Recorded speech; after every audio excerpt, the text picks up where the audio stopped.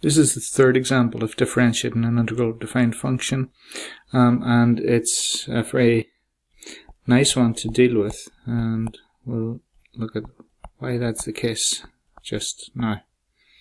So we have a function h of t, and it's defined as the integral from -7 to x, the square root of 1 plus 2t dt.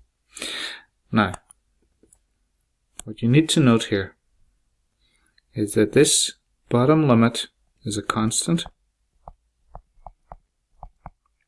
Okay, the bottom limit is a constant.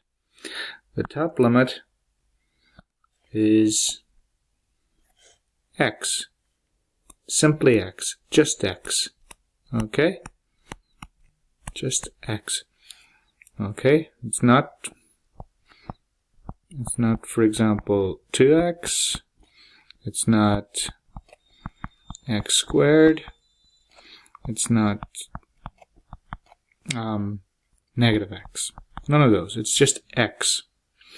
When that happens, and only when that happens, we can get our answer immediately. So h prime of x, we're trying to get the derivative, that's what we're looking for, that's our answer, the derivative.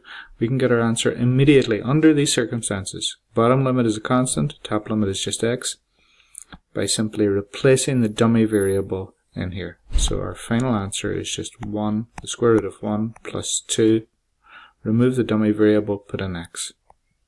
Okay, and of course you leave out the dt, because dt is just part of the notation. So it's just this bit in here. Okay, this is the bit that we're looking at in here. And all you do, as long as the bottom is a constant, the top is simply x, the derivative is given by just replacing the dummy variable with x. Okay, that's it.